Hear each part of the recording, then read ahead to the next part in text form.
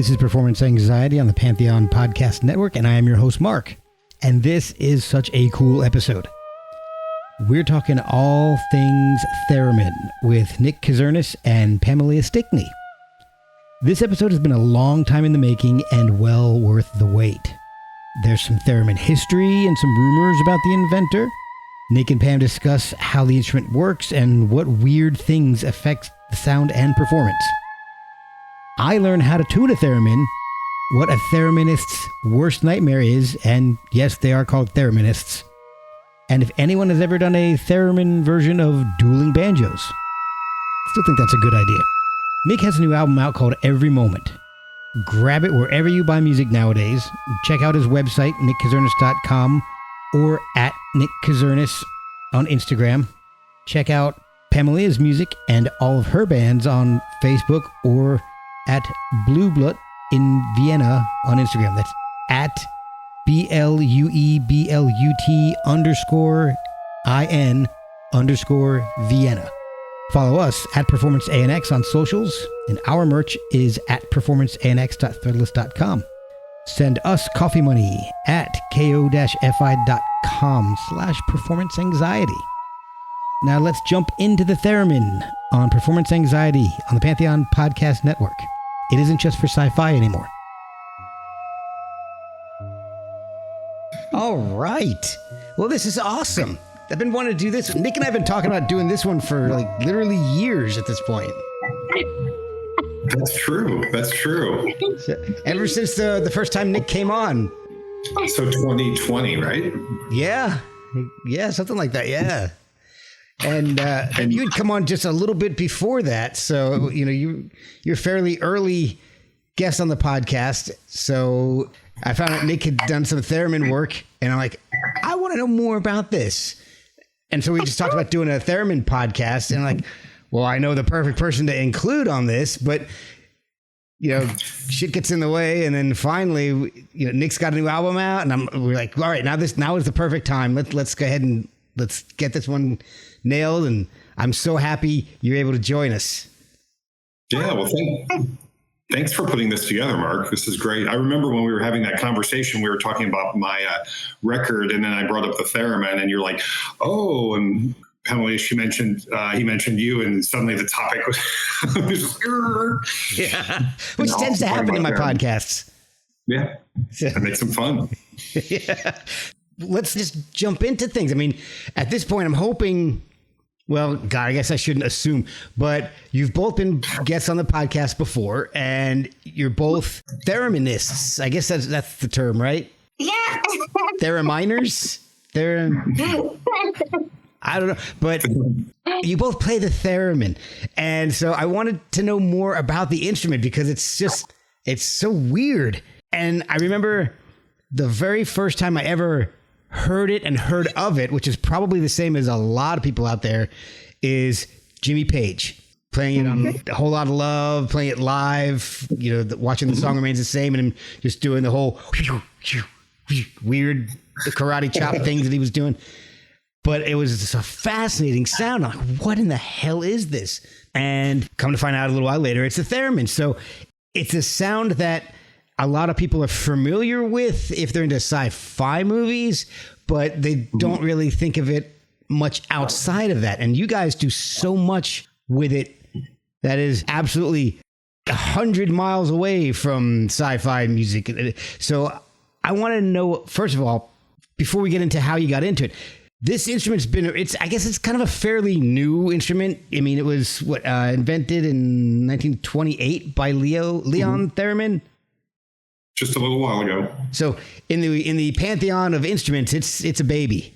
So I found out some interesting facts about the theremin, and I'm sure you guys know this because you're into this, but maybe listeners might not. So I'm hoping I'm not boring the pants off of everybody when I say this. All right, so the theremin was invented in 1928. It's also known as the etherphone, the thereminophone, the theremin-vox, and the termin-vox. Which I think I'll go stick with theremin. Those are great names, though. The etherphone is pretty cool, though. That sounds like something you talk to the dead with.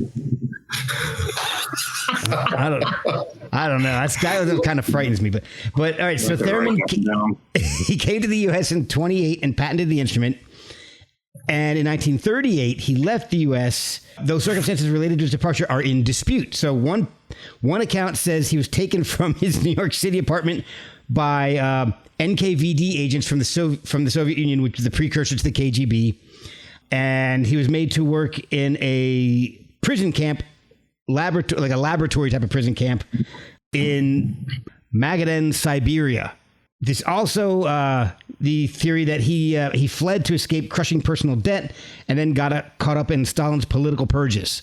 However, I understand that he did actually come back to the U.S. in 1991. So maybe he was only temporarily killed by Stalin. So I don't know exactly which is the truth, but I thought actually both of those stories were kind of interesting. And I almost don't even care which one's true because it's just weird no matter what. So theremin is the only instrument that I can think of that you play by not touching it. Are there any other instruments out there that are like that? Have you guys run into anything like that at all? The only thing close to it could be your voice. Mm-hmm. I mean, there's no reference point, but you have muscle memory to rely on. So in the same way of like knowing I know how it would feel to play a melody that I hear, because I know exactly what I would do to make the motion to get that melody out. In the same way that a vocalist would already know how it would feel with their throat to change the melody. Oh, I didn't even think of that. That's perfect. That's like the internal version, and the theremin's the external version. oh, that's awesome. All right, so how does the instrument actually work? I don't know who wants to pick this one up, but it's position sensors, right? So how does the whole thing actually work? I'm better describing how to work with it. Well, that might be the best way to explain it. So how do you make noise with it? Well, it always is making a noise once you turn it on. That's true. Yeah. You have to make it shut up. All right. So how do you make music with it? Well, I mean, that depends on what you define music to be. And there's a wide variety of descriptions on what. You are very, very true. That's very true. There's basically two antennae, and one controls volume and the other controls pitch. So is it basically just like playing a note constantly and you're just manipulating the volume and the pitch? It's generating a continuous tone, right? Okay. And with one antenna, the pitch, you're shortening or lengthening the width of that wave, which is in turn, lowering or raising it a range of octaves. I think 7 octaves is like for many. And also on the pitch or on the volume side, you're actually reducing the volume. And Pamelia, I love how you've described it as you're actually playing the silence is how you really do it. That was an aha moment, I think, when you shared that a while back. I was like, oh, yeah. At that point, I had like kill switches and various things. I'm like, what to do. But when you think about that, it's a very different way of thinking about the instrument, of playing music at all, is that you're actually creating the silences, because that's where all the nuances come from. And the control comes from. Right. So, all right. So we've established that each hand is responsible for something. Is it the shape of the way you shape your hand? Does that affect the sound as well? It's more about how not just the proximity that your hand or your body has in relation to the pitch antenna. When we're talking about pitch, it's also how much mass of your body or anything else that moves, that conducts electricity. Okay. So, like, for instance, if I am the nearest piece of mass to the pitch antenna and I'm holding a steady note, but a person starts to approach and walk towards me, then they're already having an effect, because there's an increase of how much mass of the bodies that conduct electricity approach the field. It makes me think of like a tub of water. And if you stick your foot in it, you get a little bit of displacement. But if you stick your whole leg inside, you displace the water much more. And so it's like a sphere around the pitch antenna. Oh, okay. We'll be right back after a word from our sponsors. So I've only seen one person playing a theremin at a time. Is it possible to have two people back there and just playing? Theoretically, you are. If two people are in the field, they are playing it at the same time. I mean, on purpose. It's just a matter of like one person could be, that you have to decide, like, depending on how much control you want. I mean, you could just tell the person, don't move. You just stay right there. I've got the perfect note. Don't move. Yeah. I have brought someone on stage before to play the pitch side of it while I control, they didn't quite know what they were doing, but I would control the volume of it. And then part of the pitch because of where I was to be, to allow them to play it. I did it was a show at a Dayton Art Institute here. And they were doing this was really wild opening gallery that they wanted some like eerie music, and it turned into a demo where we actually had people come up and approach it. Because when you see, I think, right, Mark, when you see the instrument, it's like people are like, what's going on, Yeah. So it was really nice to be able to, like play something, but then have them come in and, as Pamelia was saying, affect that sphere, What else affects the instrument? I mean, since it's electronic, does like weather, the room size, does that, anything like that affect the sound or how it performs? Well, it has an effect on calibrating it. Okay. You have to calibrating it, like we call that tuning it. So usually theremins have a knob for calibrating it to your own body and the surroundings. Because like I might calibrate it to my surroundings and my body, but someone who weighs more than I do might come up to the instrument, and then the distance between the notes will be wider. Oh, wow. Okay. So for me, there's also a guitar involved, where the guitar will play part of that, which actually, as I say that and I think about it, I'm like, well, that's my hand on the guitar. Am I fooling myself there? So I haven't actually necessarily stuck the guitar way out or tossed it at the theremin. But I mean, but it's that body and the size of that body, because it's different if I'm playing by itself or the guitar, right? That's changing that. And the room and also how far I might want to get from it, like how low I want that pitch to go. So you can actually tune it, and we will do that where we then just step completely away until it gets to its lowest pitch and then finally stops. So fun and games. Sounds like it may take a little bit longer than just tuning a guitar. It can be really, it depends how, like when you know what you want from it, you can get it pretty quickly, actually. Well, if it's the old school, analog, otherwise if you have all these buttons to push, stand and play, like that's like reinventing the wheel. Oh, but in another thing that has an effect is humidity. I was once in Portugal on a stage. We did our sound check in the daytime, in the afternoon, and it was kind of dry in the day, it's sunny, and everything was fine. And then by the evening, we get up onto the stage and put our, plug everything in. And I looked down at the stage, and it looked as if like it was just completely wet, the whole stage, from the moisture in the air. It looked like someone spilled drinks on the stage. Like, no, this is just the humidity. And so, I turn on the instrument, we start playing the first song, and in the period of just 4 minutes, it was as if some really big piece of mass that conducts electricity was creeping in on my field, to the point that all I had left was a super high pitch. Wow. And it couldn't be calibrated from there. And so I only had like tiny squeaky notes. And then there was this dilemma of like, okay, I'm on stage and we're like 8 people. And, and so oftentimes, I'm an octave apart from the clarinet or the violin, and we're doubling a lot of lines in this music. And so it's like, the dilemma of like, no one will really even know the difference.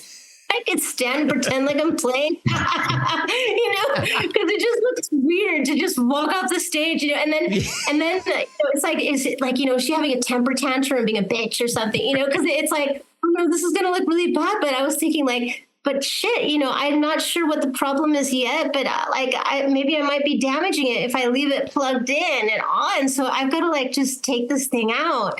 And, it's like, so after the first song finishes, I just whispered into the ear of the musician next to me and let that telephone line eventually make it across.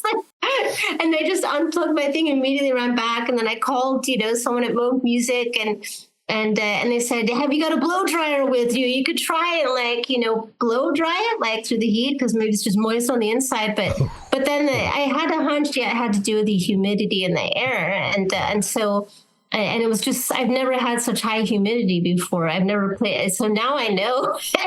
and then I took it to my hotel room, had air conditioning on, and it worked completely fine. So nothing was broken. Oh, that's wow. That's so wild. It seems it seems dangerous enough to have other instruments plugged in when there's so much moisture in the air, but for some reason I'm thinking it's even worse with a theremin. Like I'm expecting it to like the Jacob's ladder. Well, you don't touch the thing at least, Yeah. Well, that's the microphones. Have you ever been shocked by a microphone and it touches your mouth so it's built-in safety there. Since you're not touching it, you're not going to get electrocuted. All right, it's wear shoes or something on stage. I don't know. I'm expecting like an arc to go between the two antennas, and just like the old Jacob's ladder in Frankenstein movies. Yeah, I hope never to see that. Yeah, or experience that. Me too, but man, I would like to see it. Now I'm going to not be able to stop thinking about it. All right. So, Nick, how did you start playing the theremin in the first place? Because, I hear a lot of stories of, my older brother had a guitar and he never played it. So when he was out dating his girlfriend, I would sneak into his room and play it. I don't imagine hearing that with theremins very often. No, I do remember that Jimmy Page clip, but I didn't really register it ever. It was just one of those things. I was like, that was pretty weird among everything else that was weird in that movie. Yeah, exactly. But I remember seeing. I took was weird. I didn't know anything about it until I think we saw the John Spencer Blues Explosion. Oh, no, it wasn't. It was actually the Pixies released a song with, I can't remember his name, that played theremin on a number of science fiction movies. And I remember hearing it, thinking it's such an amazing sound, and realizing I had heard this sound for years in science fiction movies. And I just thought it was so amazing, but no idea what it was. And so that got me curious. And then I remember seeing John Spencer Blues Explosion, and he had one, and he kind of told us about it a little bit. And around the same time, I think that's when the theremin documentary came out. It was this great movie. So I was overloaded with information and nothing to do with it until I stumbled on Big Briar. Because I was just I have to figure this out. I have to try it. And I was poking around, and the Big Briar, which was Robert Moog's company for a while, they probably made John Spencer's, I think, at that point, because it was a really nice one that looked like the old RCAs from the 30s. But they also made a really small one, the Ether Wave, a kit model. And I was like, well, do you think how does it compare? They said, we think you're going to be very happy with this. And I still play it to this day. Oh, nice. So as soon as I got it, a friend of mine and we were in a band together, and we both bought them. And it was just unending experimenting with it, with different things. And I started thinking about how I could incorporate in this sort of this moody surf type of music that was influenced by a lot of the science fiction things and spaghetti westerns. And so a lot of my music. And so I started recording a lot of soundtrack stuff for college films and things like that, where we'd use it. And it was all just ways to figure out how to do that, and finally started introducing it on the stage. But yeah, it was kind of one of those things where it just came in from out of nowhere. And I realized, I've been looking for this. I found it. So you had you and a buddy had theremins. Did you guys ever do a dueling banjos kind of dueling theremins? We did once, and then we realized that we really did not know at all what we were doing with it. And though we both still play them to this day, because they were apparently very well built, but we've never gotten back together to do that. And every once in a while I think about how interesting that would be. And then I'm like, no. I just don't know what would happen. And, a few years ago, I think it was the theremin and steel guitar duet or duo. I think they're in Nashville, or we're in Nashville. They're not working together anymore, but that got me a little more interested, because I also play steel guitar. So that got me interested in maybe trying to incorporate in different ways, but haven't gotten back to the dual theremin yet. Man. So maybe if I were doing it, yeah, playing both theremins at the same time. Very selfish. I'm a very selfish theremin player, I guess. Wow. I don't know. That would be impressive if you could play two theremins at once. Like a double neck. Theoretically, you do if you plug them both in. And also, I mean, what's weird is there's often, if they're the same model, interference. And so, like this is a dilemma that happens sometimes when an organizer will have an event and say, like, there are 4 people that have theremins together on a stage. They need to have lots of space apart from each other. But even then, weird things happen, like where one person touches their volume antenna and the pitch on someone else's theremin jumps. Oh, wow.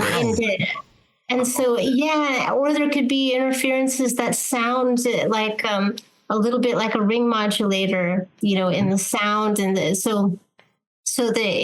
it adds to the difficulty of having control over what you're doing with the instrument when you start putting them together. But certain models don't interfere with each other's, I guess, frequency range. But if they're a similar kind, then you have to watch out for that. That's so interesting. So it's like the theremin version of the Spinal Tap moment where they're on the air base and Nigel's guitar gets the interference from the air traffic control tower. Yeah. Oh, no. Man, if I get the Spinal Tap in anything, I'll try.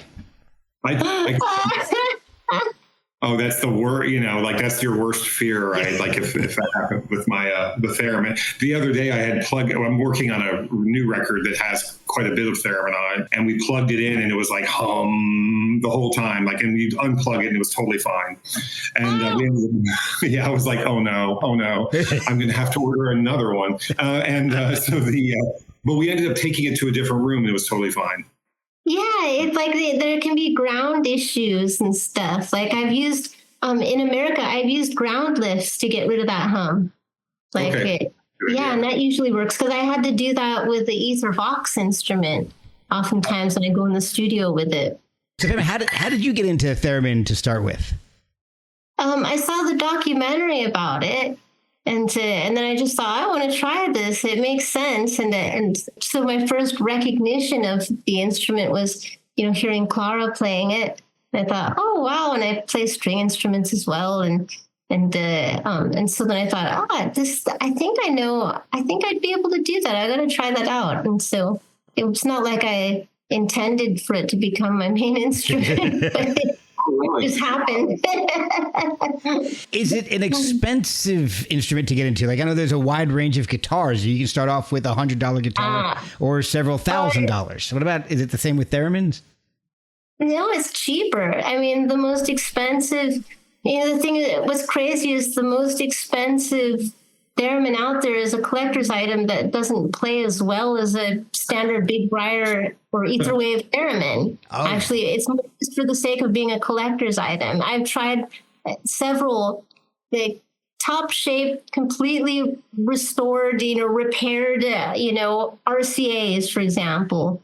And I think it's a piece of poo-poo. As far as what I want to get out of it, it's like, it's not even up to par. And then the cheap, Moog company or Ether Wave basic model that's those live longer. They don't need to be repaired so frequently. The parts are replaceable so far still, and those were dirt cheap when they were around. So for some people it's like, oh, the body of the thing, and it's very old, but I'm more concerned with just the playability. Well, I guess in the 20s and 30s, the parts were also a little more inconsistent. And then, of course, they've had to age 100 years or whatever. But, I mean, they're beautiful, right? But they were also not even fully correctly functional. From what I understand, they needed a lot of work over the years to be able to be better responsive. And they needed to have a virtuoso working with them to produce it and test them. It's like it's like a lot of the advancement of the instruments that we play today is a direct result of, well, first, the collaboration of Clara Rockmore working with the inventor, Theremin, because, she, from a virtuosic perspective, knew what to ask for in musical terminology, what would be nice to have to make the instrument something that she could, have much more control over to produce music in a way that she, at a level that she was so accustomed to. So her instrument is very different from the other instruments that were out there, like the RCAs, which was, it needs someone to calibrate it, basically. So, like you can have all of the plans and everything to build it, but if you don't know how to calibrate it, you'll think it's broken, or you might not have enough of a certain element or whatever that needs to be added in order to make it more stable, because you need stability. If you don't know what you're shooting for, you don't know what to add to it then. And it was in the 70s that Bob was introduced to Clara Rockmore because her theremin needed to be repaired and no one else could do it. And the theremin was his first love, as far as the first electronic instrument that he was passionate about building. And he was always passionate about building theremins, even more than keyboard synths. And so his instrument designs improved because of his working together with Clara to repair her instrument and getting a glimpse into, how, like, one of Theremin's original instruments, he got to see what was done inside of there. So, oh, wow.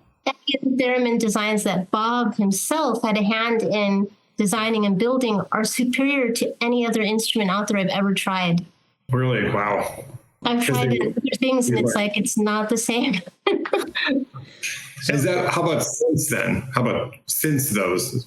Since those, nothing's that, like I have as well, the Claro box, I have a couple of those, and those are pretty good, but I use it for certain things, but it depends.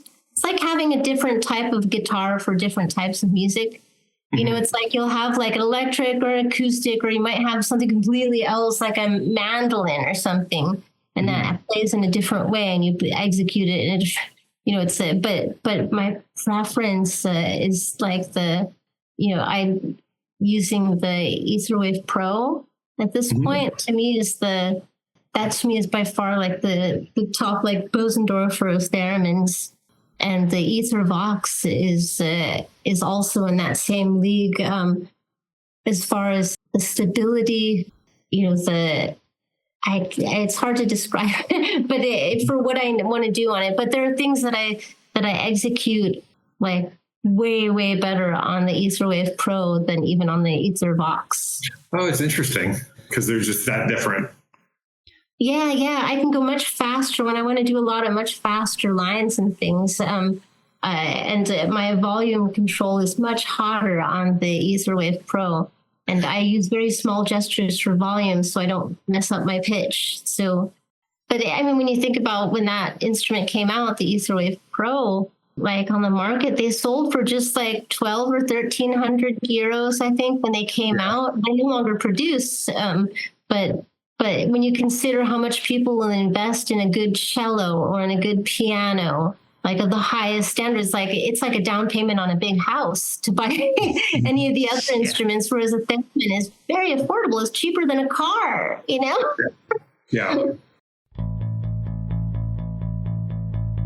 We'll be right back after a word from our sponsors. Well, that was one of the questions I had. I'm glad you brought that up.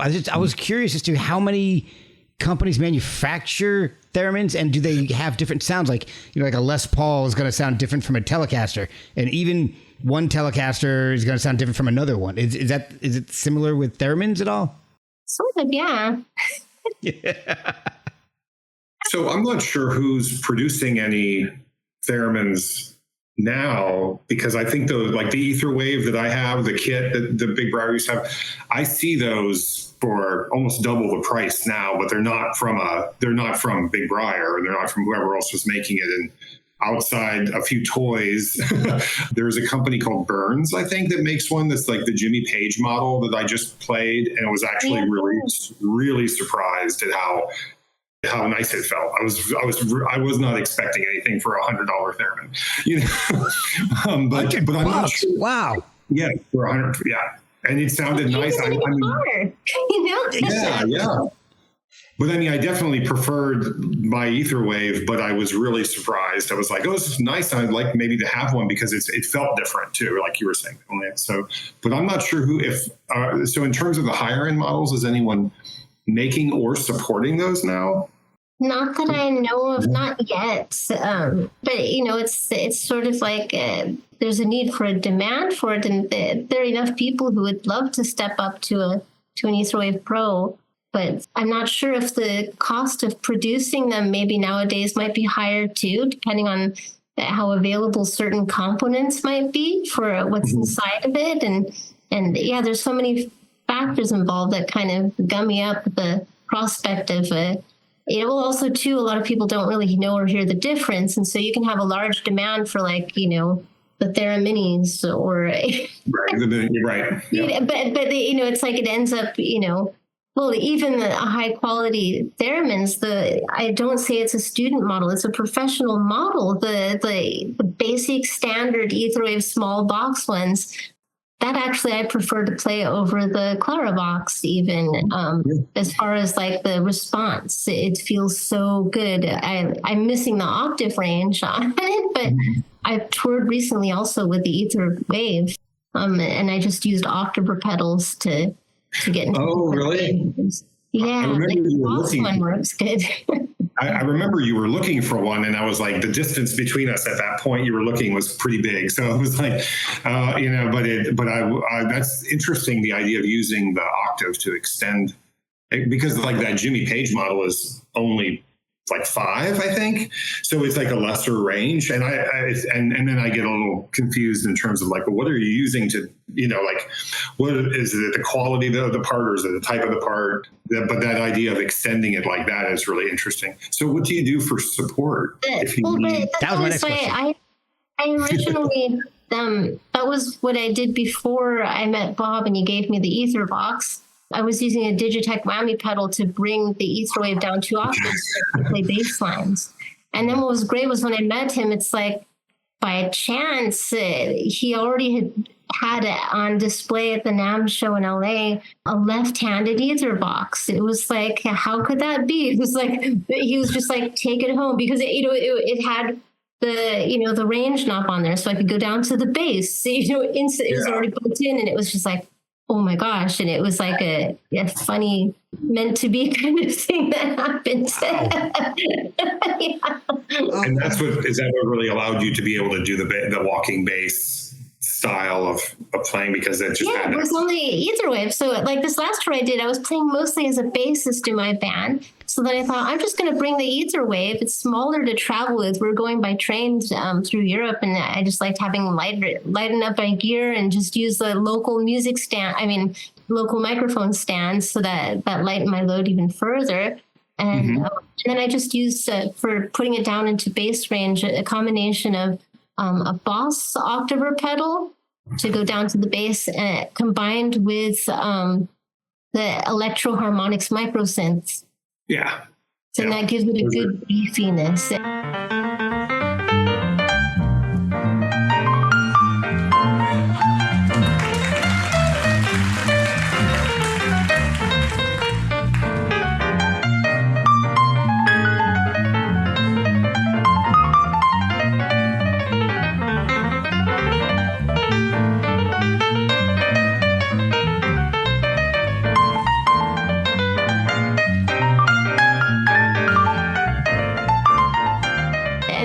Sounds like a Casio organ too. Like if you mess around with the range of the volume level of the different ranges, it's nice. Oh man! All right, so we've talked a lot about how theremins sound, the difficulties in playing them. You know, what affects them. I wanted to look up if theremins were being used in rock music. in newer rock music. And I found a couple things, and I don't know if you guys have seen these or not, but I found 10 rock songs that use theremin over the past few years. And by few years, I mean 1969 to now. So I'll run through the list real quick, and you tell me if you guys know any of these. I mean, and I know you'll know at least one, but so there's a band called Chimera. They did a song called Six from 2007. So they used theremin on that song. Garbage used the theremin on the song Cup of Coffee, which I didn't know. Rolling Stones, 2,000 Light Years from Home, which that one I remember. Rush, on their last album, Clockwork Angels, Brought Up to Believe, BU2B, Getty used the theremin on that song. Go back and listen to it, around the 4-minute mark, somewhere around there, it kicks in.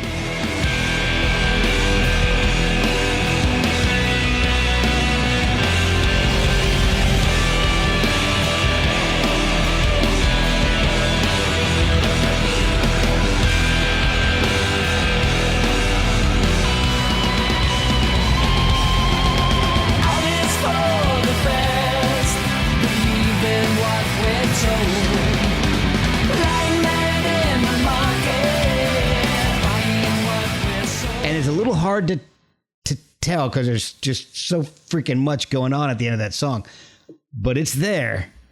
Led Zeppelin, Whole Lotta Love. That's one of the ones that everybody knows. Band Mastodon, the song Stargasm from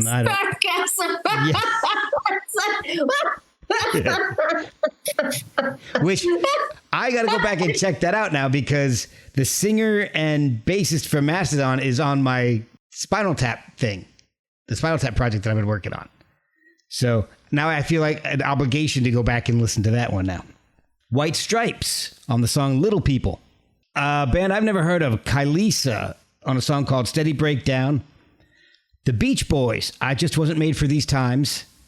And the one that's going to make the most to Nick is Pixies, Valoria.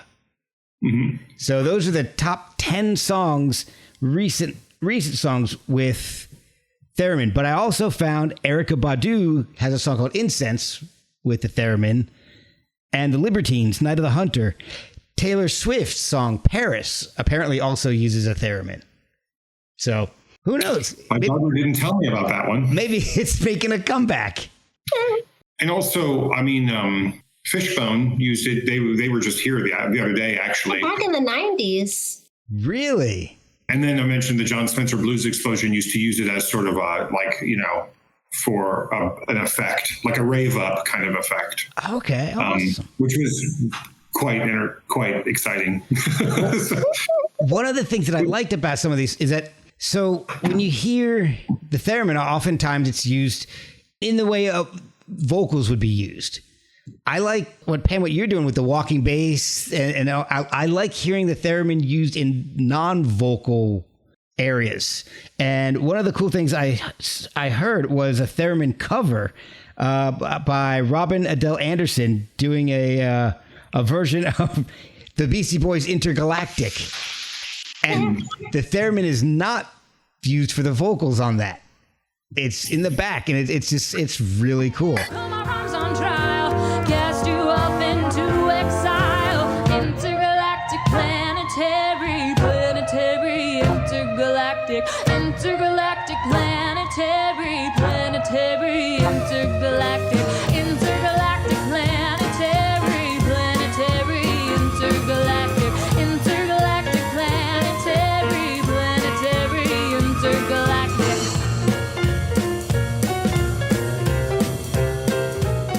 Do you guys have any or do any covers where you're not using the theremin in a vocal sense? Is there or are you doing more original music? Yeah, like both. Oh my gosh. Like there's the most recent Blue album. I'm playing mostly as a bassist with a theremin on it, like the whole album. There's a cover we do, but we're doing that song Tequila in 5. It's based there. And it's all, and it gets all, it's nice and fucked up because like there's a point where then I told the drummer, I'm like, okay, now you have to play as if you're in another meter against Chris and me on the guitar. Oh man! Sometimes I'm using it a lot like a bass, or also kind of keyboard-like sounding instead of being like making it sing in a vocal way. Yeah, or, I can't even remember all the different things I've recorded or still recording. It's I have to make a discography at some point because I can't remember everything. You should. I've been looking things up on YouTube, and I saw the Beardy Mountain session. Fawn that's beautiful. I love that song. Oh.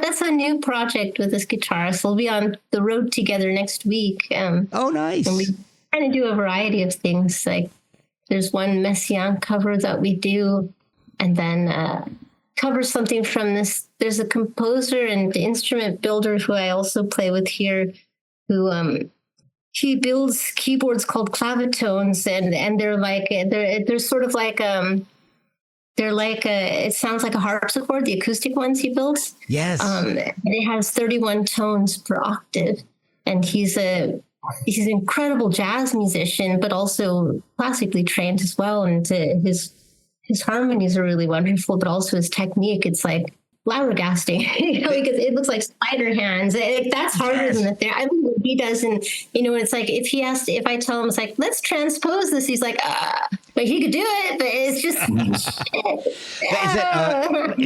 Is it Jörg Vogel? I don't know how to pronounce his first name. George Vogel. Oh yeah, Georg. It was pronounced like Georg. Okay. Like the G being like a G, and then Vogel. It means bird, Vogel. Okay. The V is pronounced like an F in German. Oh my! But yeah, so it's like if there's a guy named George Bird, you can call him George Bird. Yeah. Well, I saw the video that you guys did with the claviton, NM1.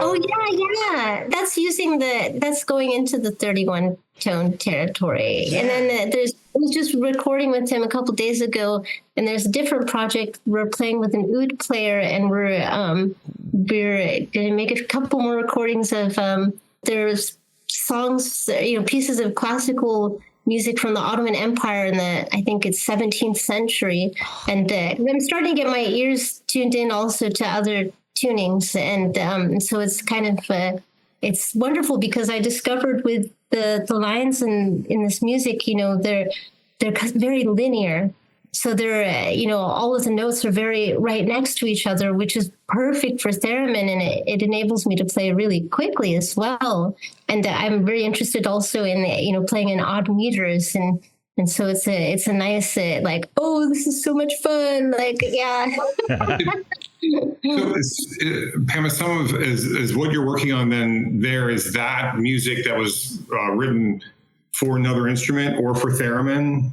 Not for theremin, because it's 17th century. So that's This is okay. Yeah, so these are anything that's written that a voice or string instrument or even the ney flute at that time, you could do it with a theremin as well. And so because you have these half tones that are there are modes that's not major or minor as far as like where your thirds are, but yeah, a lot of the, just, it's really incredible. The lines are very, and it has a logic to it. And so I really like logical things. And it's sort of like, yes, this is kind of like in the same way that I think that Bach's music is it's reminiscent of me of a lot of the really incredible ornate Middle Eastern art. Like there's kind of a similarity in that there's no rhetorical things, but it's very transcendent. But there's a definite system, and there's a yeah. And really interesting too to think music from the 1700s is then finding we can take a modern, like Mark was saying, an instrument that's only been around for a little while, and apply it to that to give it. Yeah. And the great thing is that theremin, because it's not locked to, our tonal system of the West, it's like a human voice. And the thing that makes it so difficult is also what makes it so flexible to many different, other musics of the world, basically. Yeah, it could be a universal instrument. That's right. So when you have music, let's say it's something that has been written for another instrument that you're going to play on the theremin, does it have to be transcribed differently, or can you just use what would be done for strings, but use it for a theremin? It's just like trying to translate between two different languages. There's some words that can't be translated, and you can do the best that you can. And it depends on what instrument you use, because certain things will not translate well, or at least not in the same way that it's originally written. Let's say for a violin. A violin has a few strings to jump, your intervals and keep in the same position. So you're not going to have accurate jumps on a theremin doing things like that. And so you could do an obliging thing and take like the overall gesture of a piece of music, but then some things just can't translate and be the same thing at all. And so it's kind of like how a translator needs to actually be a very good writer, because you've got to take something and make something of it in the language that you're, to bring something to it. So you become like a translator then, I think. So you're trying to capture what's being expressed in the original and do your best to give that same impression with the theremin, with whatever its limitations are. Wow, man, this is interesting. What's that? I would say this is so fascinating. It is a big leap, even if we think in like simple melodies, because you're not dealing with like strings or keys or you're trying to figure out how to. I mean, you can maybe take the basic melody, but then anything that tells you how you might play is like how you would float to another. For that instrument is either going to be on the musician to do it, or someone's going to have to write it completely differently, because that. You might see things you can use as references, but that's as best as you've got. Or maybe this is when you get that second person standing behind you with doing their hands. Here, you stand right there. No, right there. Don't move. No. Is it hot in here? It's like. Yeah. I mean, I think there's a totally different set of challenges, right, with it, which is really interesting too, But I mean, to me, though, that's the exciting part, right? Like, how does this instrument and the musician playing the theremin interpret this approach? So I would almost think it would be tough from a composer and conductor's standpoint, unless they were well versed in theremin as well, right? To be able to say, well, this is what I'm going for, but now I just hit the wall. They have to really understand how the instrument works. So there's a composer who wrote 3 sonatas for theremin and piano, and it was great because we spent a lot of time going over. He really got to understand how the theremin is working. And so it's nice because he writes lines that are still challenging for me, but also lend themselves to the theremin and make use of what the theremin can do that the other instruments can't do. Yeah, that sounds very exciting to me, because otherwise you're not really taking full advantage of what the instrument could be, or the piece of music could be as a result. All right, so let's talk about what's coming up. So, Nick, you have a new album out right here. And there it is. I have noticed I don't see any theremin on it. So I know. You were like, what is You knew this podcast was coming up 4 years ago when you started come this. after you now. Haven't heard you in a long time. Exactly.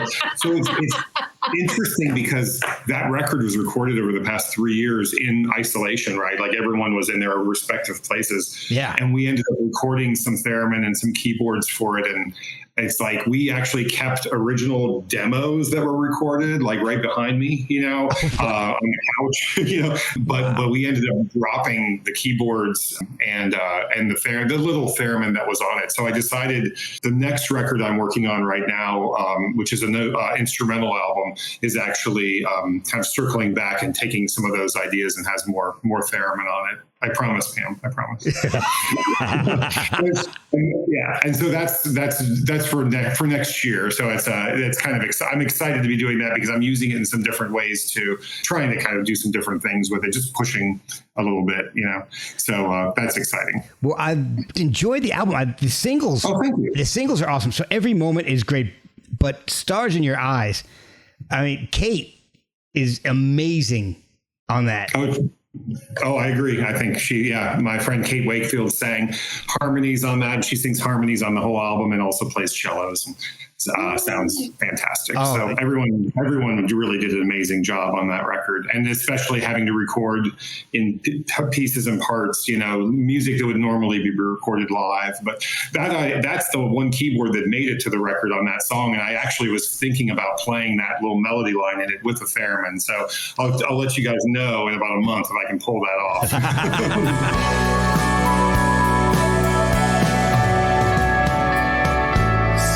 For my light, wherever it takes me, so I never have to walk alone.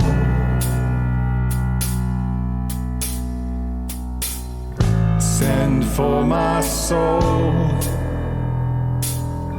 'cause I want to know It's a you. real simple keyboard line, but it's like we kind of did it on guitar, and it was like it'd be kind of fun to have that sort of eerie sort of sound. And I was thinking, I'm like, maybe I could pull those 5 notes off, So Worth a shot. It's like that example of, like the translation again. Because, it's like you tried it on a guitar and it's like, no, that wasn't quite right. And like, it's like finding the right instrument sometimes to translate an idea. Yes, absolutely. Yeah. No, I agree, definitely. And we worked with, there's another Todd Widener plays guitar on it, and Kate plays cello. And we had a lot of different instruments going on within the sort of the rock space, right? Is like to try to kind of make a lot of those textures. A lot of them were created because we were in our homes, and you could just have a Chase Bliss mood pedal running, or like an Afterneath or something like that, creating these sounds, some of the sounds you hear on the record, and then you go to play them live, and you're like, okay, now what am I going to do? And that's what we're working on. That's what we're working on right now as the band. We're getting ready to do some shows, so I'm excited about that. So I think my favorite track on that album though is The Dawn. Once that kicks in, oh man, that's good. We can't find our way to the break of dawn, and I can't stop dreaming that you're gone.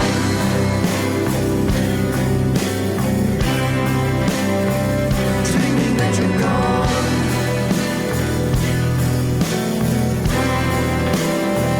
Dreaming that you're gone. Oh, thank you very much. I'm really happy with the way the record turned out. So I did the one in 2020 that we talked about, and then we put it out when the pandemic hit, and it took 2 years later, the album was kind of digging itself back out. And it's nice to work on this one and be able to actually go out and start playing, and maybe we'll come see you. Probably take us a while to get to you,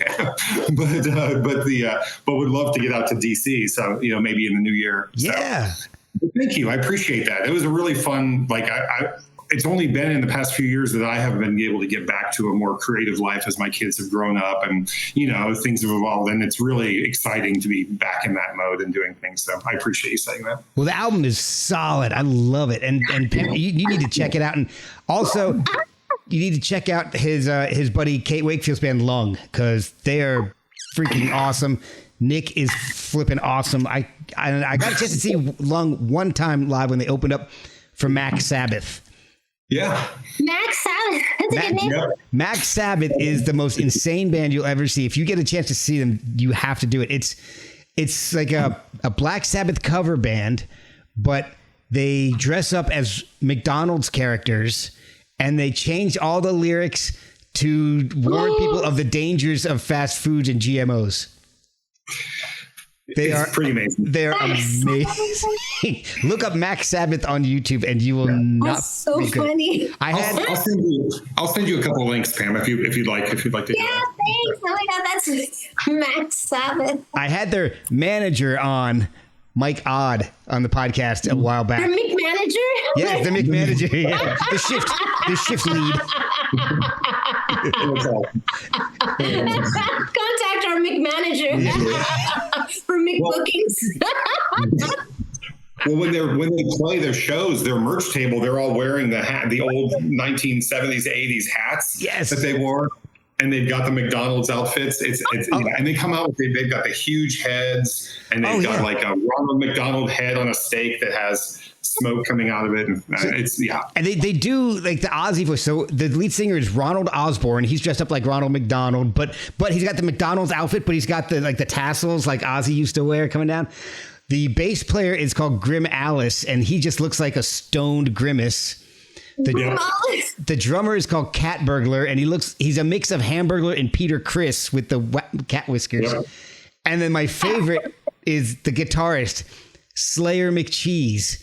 And he's got a big cheeseburger head with the Motorhead Orgasmatron tusks coming out. It's just insane. It's amazing. And the mic stand is a straw. And they were great. That was, He says he's got a fake grill on stage. He's like grilling food on stage. It's part of his. It's just. Yeah.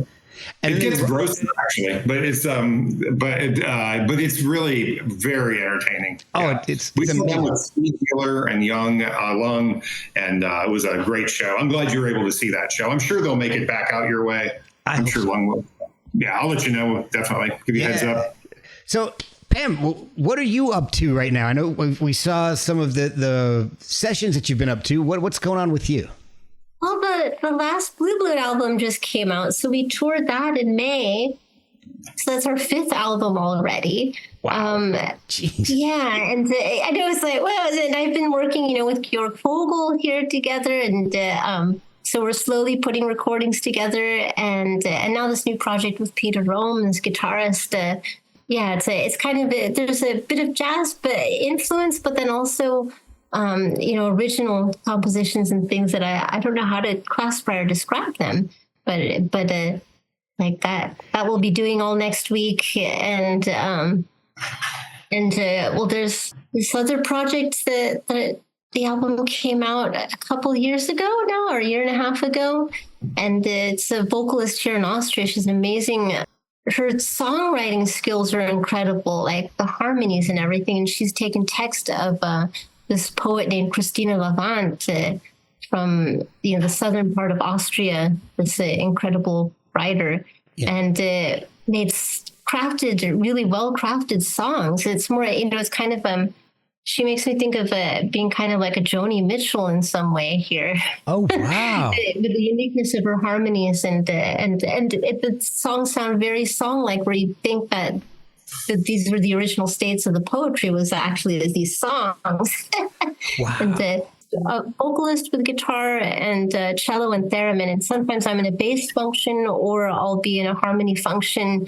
We kind of switch off between the cello and me because we both are able to capture like the different like voice ranges or octave ranges, and so that's a really fun project also. And there's the big band. What was her name again? Because you buffered a little bit on that one. What was the? Ramona Cashier. Okay. So Oh, Pam froze. There we go. so she's Oh, there we go. Okay. I'm just like, I'll type in her name. Ramona Cashier.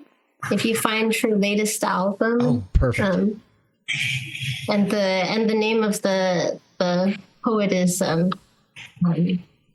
Christina Lavant. And she has a huge song collection actually that she's written using Christina Lavant's poetry, and it's really beautiful. All right, I'm looking her up on Discogs right now. I'm making a note of it because I definitely want to check that out. Yeah. Are you coming back to the U.S. anytime soon? Only to do a family visit, maybe at Christmas time or something. But the last time I was there to play was, when was that? Be like 2 years ago, I think. I was out in New York, but there's no plans yet. Like I'm kind of busy over this way, and so more my focus when I'm stateside is just visit family when I go there. And well, I'll tell you. Maybe if any shows do come up in the new year, maybe we can figure out how to kind of get you out towards the Midwest somewhere. So that would be cool. Yeah, but I understand. It's like just the logistics of doing that. So I'm sure it's hard enough just to get over, just to see family, and get stuff. Yeah, I know that's it. That's already difficult. Because I have to pry myself away from working over here and then follow the school schedule as well. And so that kind of really complicates it. Yeah. So, for now I'm very Europe based, but also too, there's just, I think I'll wait until I have kind of this idea. It'd be nice to do road tripping through the States with my son and my partner. And, so that my son can see all of these places I've been and that I've lived. Because he talks like an American. When we speak English together, but he grew up here. So it's like if we watch a film and you hear like different dialects from America, like he doesn't always know what they mean. Or it's like, oh yeah, he's not from there. So my brother got him a wonderful gift, which is a book set, Huckleberry Finn and the Adventures of Tom Sawyer. Oh yeah, that's like really great. High literature from America that helps you to have a deeper understanding and also get acquainted with the dialects. Yeah, cool. For sure. Well, that's great. In preparing for this, I had a stroke of super late genius, and I don't know what can happen. So I'm going to throw this out there, and if I'm 99% sure we won't be able to do this, but if there's any way possible, I want to speak it out into the world, and who knows.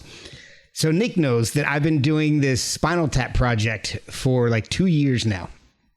It's for charity, and it is for the WHO's Teen Cancer America charity. And I've got all former podcast guests doing Spinal Tap covers, and they're all donating the tracks, and I don't know why I didn't think about this until starting to research this. I would love to hear a theremin cover of any Spinal Tap song. I would love to hear you two doing like dueling theremins, and then get Kate Wakefield involved in there somehow. If I get the three of you together to make some kind of music, it would be a highlight for me.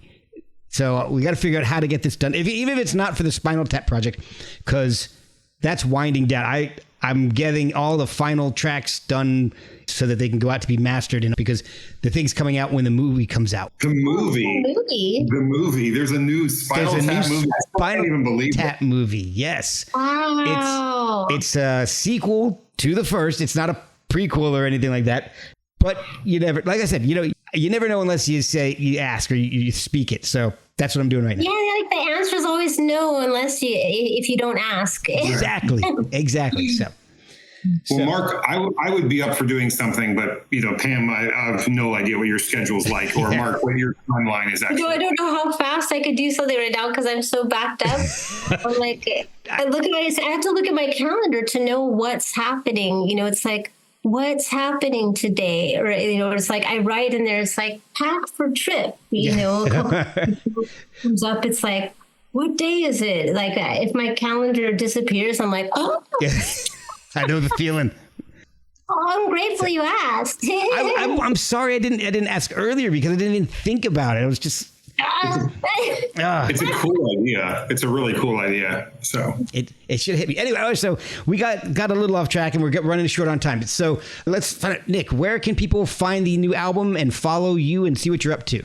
Thank you for asking. So you nickkizirnis.com and nickkizirnis.bandcamp.com are great places. And then to get the music, and then of course adamrecords.com. The Adam Records put the album out, and of course streaming on all the streams. The Spotify's, the Apples, the Deezers of the world, the Amazons of the world, and Pandora's even. So, all right, Pam, what about you? Where can people follow you and see what you're up to? I'll just type it in my site, PameliaStickney.com. Okay. And I'm always so slow on Facebook. I still have my Facebook going, but usually I write like on the day of 2 hours before hitting the stage. But on my website though, I'm starting to revive, getting my email list going again. It's cool. Just like, because I did that. The most recent one now was just before the tour in May. And so then I thought, well, I'll cover all the dates coming up into the summer in case I forget to do it. It's hard. That's a lot. It's a lot of work to keep up with that. So, I believe I'm still on your list. Because so many things come up, just life stuff, and school things, and and all of a sudden it's like, oh wow. Well, guys, thank you guys so much for coming on and doing this. This is one like I told before, we've been planning on doing for years, and the timing was finally right. So thank you so much for joining me. Oh, thank you for making it happen. It's really fun. Oh, good. It was great. Yeah, it was really fun. It was great to talk to you, Pam. And it's great to talk and listen to you.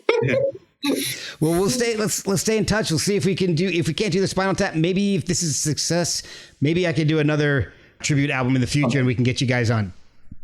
I think you're off got a good start with this one. I hope so. I think you're going to be hooked. I don't think you're going to be able to stop. I hope not, because this has been a blast. It's been the wildest 2 years of my life. I'm glad. I remember when you mentioned it to me, and I was like, you're doing what? And now all of a sudden you're working with the band, I'm just like, oh, this is wild. Yeah. So, and the movie coming out, all that is really, that's awesome. So, so I appreciate getting to be involved. So I'm super excited. So thank you guys so much.